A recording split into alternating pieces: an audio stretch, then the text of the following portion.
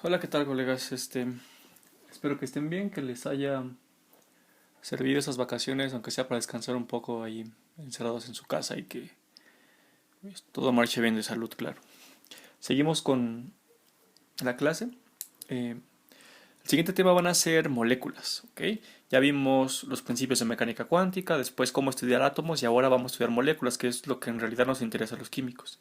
Y el tema central en las moléculas, en la formación de las moléculas va a ser lo que denominamos como enlace químico. Se le voy a poner aquí unas comillas porque, Dios santo, si un concepto nos mete en problemas a los químicos es este, así que hay que tener bastante cuidado.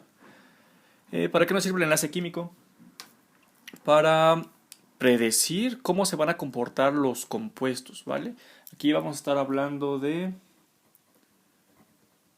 compuestos.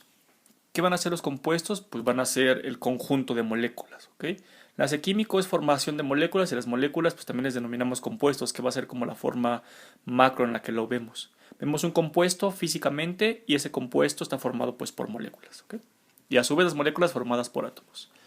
Entonces en los compuestos tenemos distintas propiedades que podemos predecir o explicar a través del concepto de enlace químico, como el punto de fusión, qué tanto tarda en fundirse un objeto, qué tanta temperatura necesita, un compuesto, perdón, la solubilidad, en qué solvente es soluble este compuesto, reactividad ante otros compuestos y propiedades macroscópicas como ductibilidad y maleabilidad y esas cosas que les dicen en la prepa. Que en realidad no nos vamos a meter mucho aquí, sino vamos a analizarlo más en el plano micro. Entonces, antes que nada, ¿qué es el enlace químico? Esto es lo más divertido y esto es parte de su tarea, porque en realidad, para saber qué es el enlace químico, tenemos que meternos en muchas teorías, poner posturas y n cosas que no son nada gratas. Así que es una parte de su tarea de investigar qué es el enlace químico. Es muy difícil definirlo, es una primera aproximación a la respuesta, es difícil definirlo. Pero una vez que lo definimos, encontramos que es muy útil ese concepto. La UPAC, que es básicamente la Biblia de los químicos, la que rige a los químicos, dice que pues no usemos enlace químico o que lo usemos pero de una forma muy amplia. No solo enlace químico van a ser enlace entre un átomo y otro átomo, ¿ok?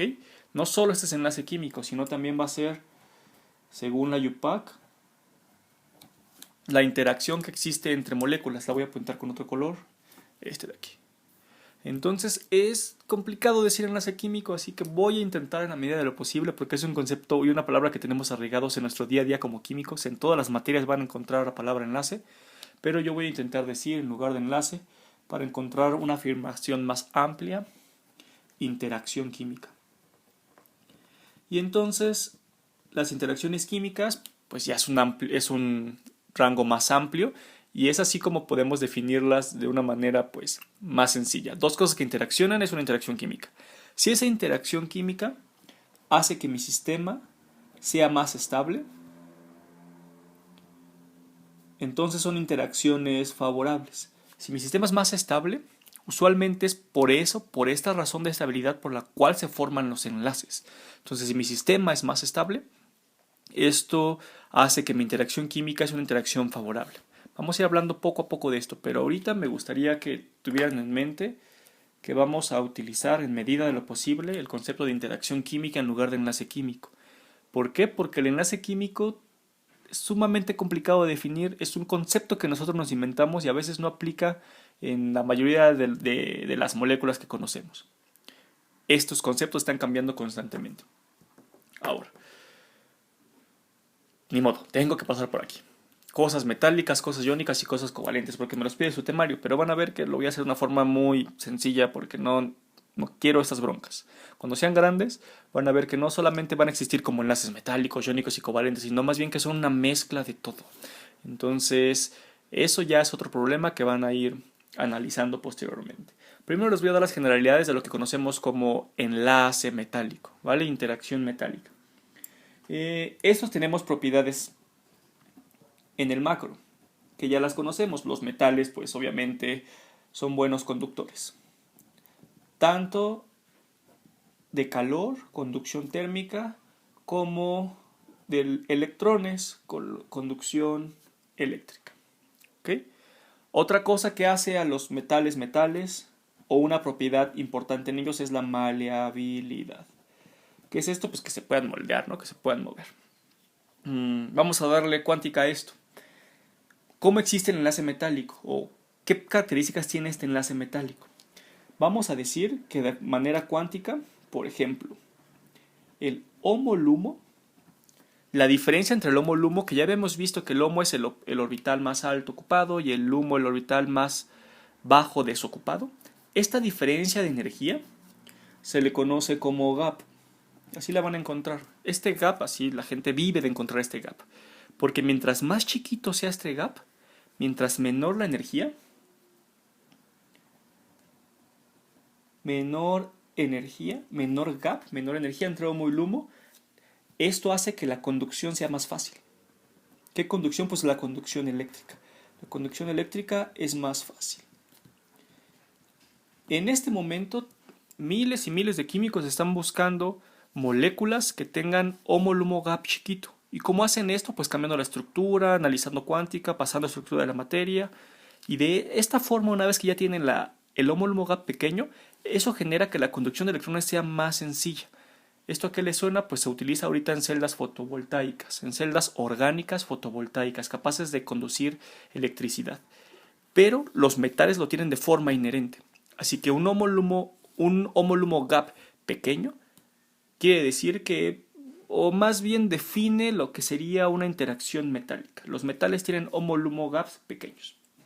¿Y cómo podemos explicar eso? O estructuralmente, ¿cómo funciona esto? Vamos a darnos cuenta que los metales tienen todos en su capa de valencia orbitales S. Tanto los del bloque S, los de metales del grupo 1 y del grupo 2 tienen orbitales S en su capa de valencia.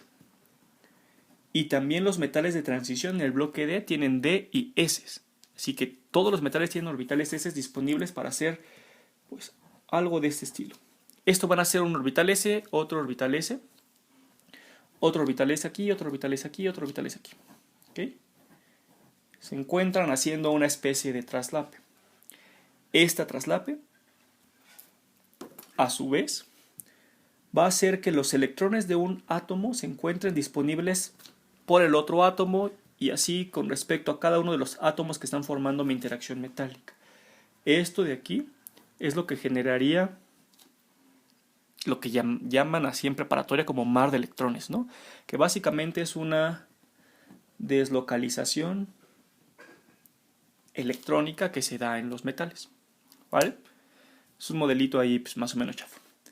Y ahora, imagínense que yo tengo un metal aquí enlazado, ¿vale? Si este átomo metálico, aquí en medio de todos los orbitales, pues está en el átomo, ¿vale? No lo dibujé por simplicidad, pero pues ahí los pongo. Esos puntitos son los núcleos. Ahora, aquí va a estar un núcleo también, pero si yo quiero mover este orbital para acá abajo, es decir, que se vaya acá, pues lo único que tengo que hacer en cierta pues, proporción a este dibujo sería ponerle un orbital aquí. ¿Okay? Y ya se movió. Entonces, esto que hicimos en realidad nunca separó el traslape de estos dos orbitales, de este orbital aquí en la posición 1 y después este orbital aquí en la posición 2. Esto es lo que generaría que mis metales sean maleables. Que yo pueda mover la posición de los átomos y que no se interrumpa esta interacción, que no se rompa. Entonces, eso es como un análisis microscópico de las propiedades que yo tengo en mi macro. Voy a poner aquí propiedades macroscópicas. ¿Ok? ¿Qué más? ¿Qué más les miento? Esto sería, pues, básicamente sumar una función de onda de un orbital S de algún nivel NS más pues otra de acá, NS. Lo voy a poner entre comillas porque pues esto pues, en realidad no es cierto, no sucede esto. Pero es una aproximación a este dibujito que estoy haciendo. Sumo funciones de onda y es lo que tengo como un enlace metálico. Y esas funciones de onda van a ser funciones de onda pues, de orbitales S. Ahora pasemos a un dato curioso.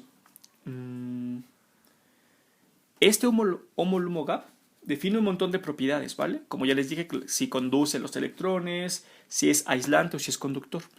Si conduce los electrones más fácilmente, esto va a tener un homólumo de menos de 3.3 electronvolts en esa energía. Es como una aproximación de cuándo un compuesto, pues sí, un compuesto conduce o cuándo no, ¿vale? Ahora vamos a pasar al otro, que es el enlace iónico. Aquí va a estar más divertido porque tenemos dos propiedades que quiero que recuerden. Los enlaces iónicos, perdón, o los compuestos con interacciones iónicas, se dice que son compuestos con interacciones multidireccionales. ¿Okay? La interacción iónica es multidireccional. ¿A qué le suena esto? Pues que está en todas las direcciones. Por ejemplo, si yo tengo una carga aquí positiva y se le va a acercar una carga negativa, pues se le puede acercar por aquí, se le puede acercar por acá, por acá, por acá, por acá también, por acá también, por acá también, por acá también, ¿vale? Pero pues aquí va a haber repulsiones. Entonces esto en realidad pues sería una positiva aquí, una positiva acá, una positiva acá, una positiva acá, para que no haya repulsión.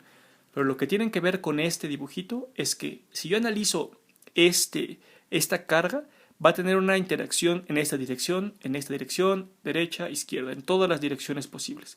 De hecho, aquí arriba del plano va a tener otra interacción negativa y abajo del plano, abajo de la hoja, otra interacción negativa también. Entonces, en el enlace iónico, la interacción iónica es multidireccional. Y otra cosa importante es que aquí, esto es como cuántico, aquí no hay traslape de nada. No hay traslape de orbitales. Si no hay traslape de orbitales, solamente van a ser cargas puntuales. Y si yo tengo cargas puntuales que están interaccionando, esto pues es Coulomb. Nada más, fuerza electrostática. ¿Okay? Esto va a ser fuerza electrostática.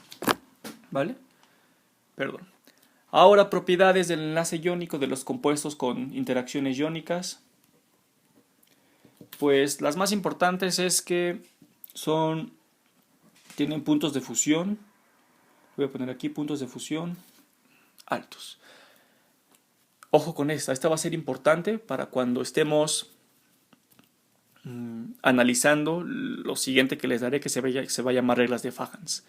En este caso, punto de fusión alto lo recordamos únicamente así. ¿Qué otras cosas tienen los enlaces iónicos? Conducen en disolución, conducen fundidos y demás. ¿Y por qué conducen? Porque cuando se separan voy a tener algo similar a lo que tenía aquí, electrones deslocalizados. Entonces van a ser conductores cuando se encuentran fundidos o cuando se encuentran disueltos. ¿Vale? Algo más ha de haber por ahí, pero no me acuerdo. Lo que me interesa son estas cosas, el análisis microscópico de cómo es la interacción iónica. Después, la interacción covalente. La interacción covalente, a diferencia del iónico, va a ser una interacción direccional. Y por direccional me refiero a unidireccional, en una sola dirección. Es decir, si yo tengo un átomo aquí, va a interaccionar solamente con un átomo en esta dirección. Ya no va a poder interaccionar con otro acá. Esta interacción no va a ser posible, esta interacción por aquí con otro átomo tampoco va a ser posible. Es en una sola dirección. Y esto lo simbolizamos como, si este le llamo el átomo A y este el átomo B, pues va a ser también una suma de las funciones de onda de A y B. Pero esta suma también puede ser resta, lo vamos a ver posteriormente. Cuando tengo esta suma resta, le voy a llamar combinación lineal. Combinar linealmente dos cosas va a ser sumarlas y restarlas en cierta proporción. Tal vez aquí no le sumo todo, le sumo menos que lo que suma de esta parte, pero básicamente va a ser combinar linealmente, sumar o restar dos cosas, en este caso dos funciones. Entonces cuando sumo o resto estas dos funciones, así, aquí lo simbolizo gráficamente, voy a tener una combinación covalente. ¿Cuál es la diferencia con el iónico? Que aquí no hay traslape de orbitales, aquí no hay combinación lineal, y aquí en la interacción covalente sí la hay. Y esto, pues nosotros lo simbolizamos como algo de este estilo. ¿Ok? Estos dos puntitos diciendo que hay una cosa que está bien rara que se llama comparten electrones. Esos dos comparten electrones. Pero lo que está pasando es que sus funciones de onda se están combinando linealmente, la función de onda de A y la función de onda de B. Esto es un grafo, así no funciona la realidad. Esto pues es nada más que un modelo. Y en realidad así tampoco funciona la realidad. No sabemos que las moléculas o los átomos tienen funciones de onda. Nosotros se las dijimos, se las pusimos y resulta que sí nos funciona y es un modelo más acertado que este modelo. ¿Okay? Este modelo se va a llamar modelo de Lewis. Y este modelo pues es el modelo de la mecánica cuántica, el modelo de la función de onda. Modelo de la función de onda. Ya con eso tenemos las generalidades de las interacciones atómicas, las interacciones entre átomos que forman moléculas, interacciones metálicas, iónicas y covalentes. Y ahora que con esto, la metálica es la que más va a haber peros aquí, ¿ok? Y hasta que no tengan cursos de inorgánica un poco más avanzados, se van a meter de lleno acá. Las que sí vamos a revisar van a ser estas dos. Y esta muchísimo más que la iónica. La covalente vamos a analizarla mucho, la iónica no tanto porque pues va a estar más bien aburridona. Porque son fuerzas electrostáticas, eso es física 2. Por eso llevan física 2, ¿vale? Entonces pasamos a lo siguiente, que va a ser las interacciones, ¿vale? Tengo un enlace iónico, pero resulta que los enlaces iónicos no van a ser 100% iónicos, no van a estar totalmente como cargas puntuales, porque así no funciona la realidad, esto es un modelo bien chafón. ¿Qué es lo que sucede? Que es casi iónico, pero que tiene un poquito de covalente, porque sí va a haber un poquito de traslape entre los átomos, si no, no van a formarse las moléculas de ninguna forma.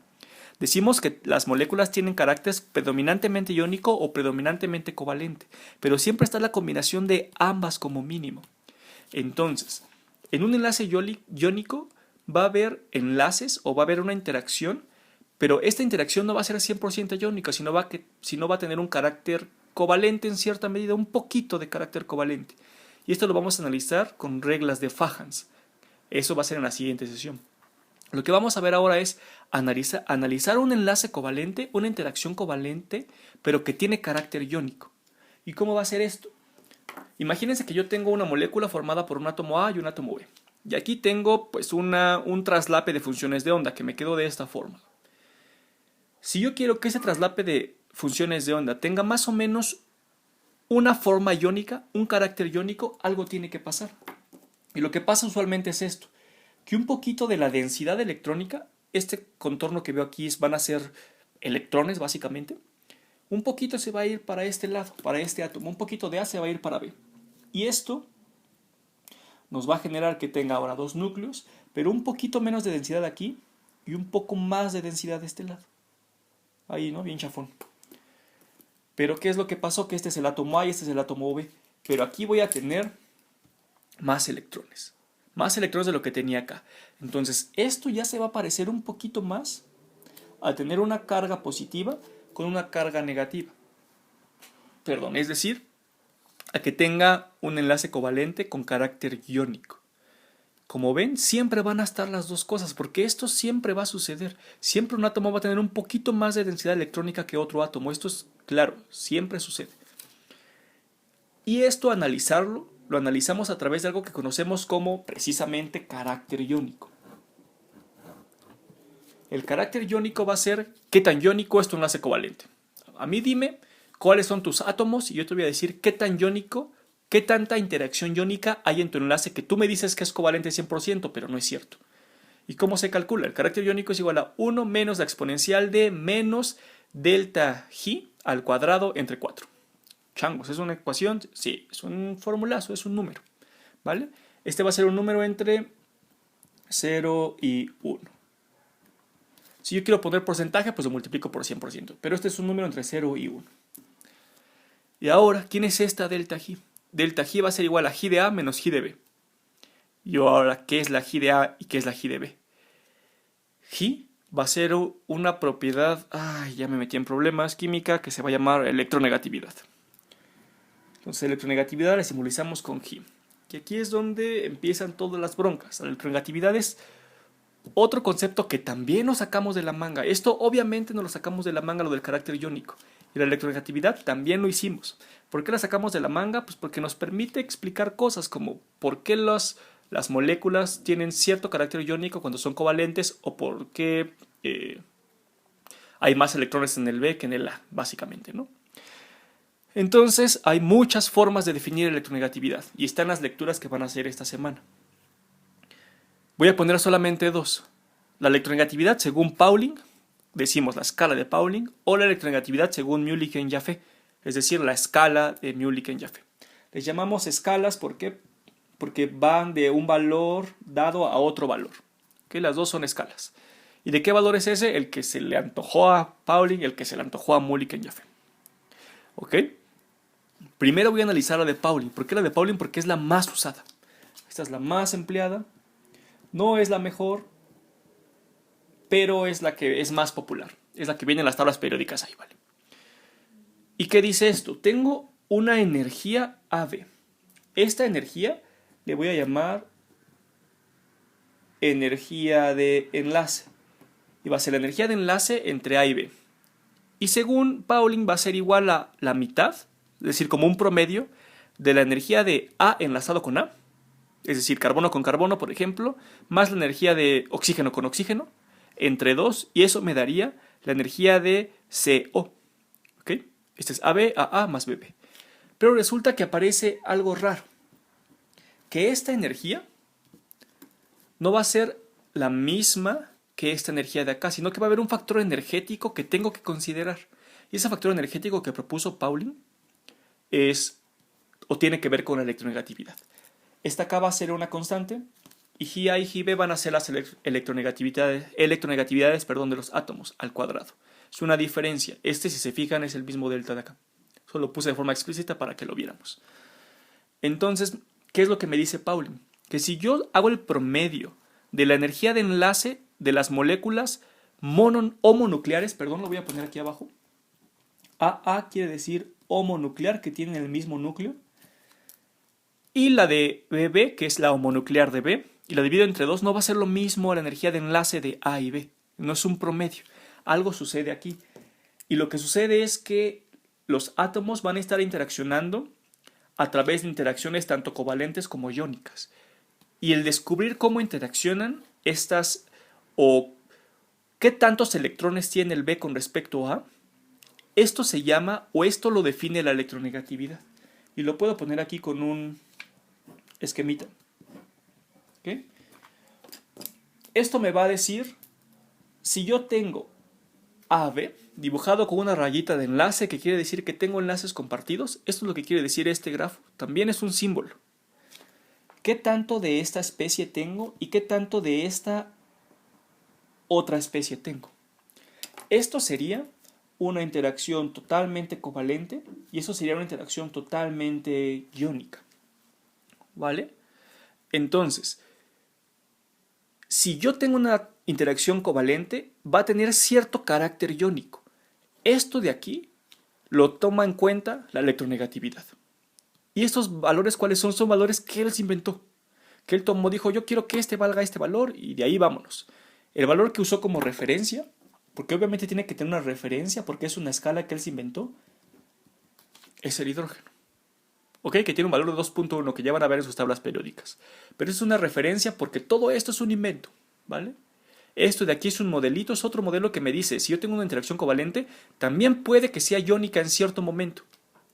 Y como esto me dio un valor que sí se parece a mi energía de enlace experimental real, entonces la electronegatividad se quedó. Solo por eso, porque sirvió, porque es un parche que me ayuda a explicar por qué mi energía de enlace aquí es mayor que la energía de enlace promedio, digámoslo así. Porque tengo esta interacción que estabiliza mi sistema. Esta interacción va a hacer que mi sistema, que mi molécula sea más estable. ¿Ok? ¿Y quién describe esta interacción? La electronegatividad. Ahí murió. Hay otras formas de electronegatividad que me la da Mulliken-Jaffe.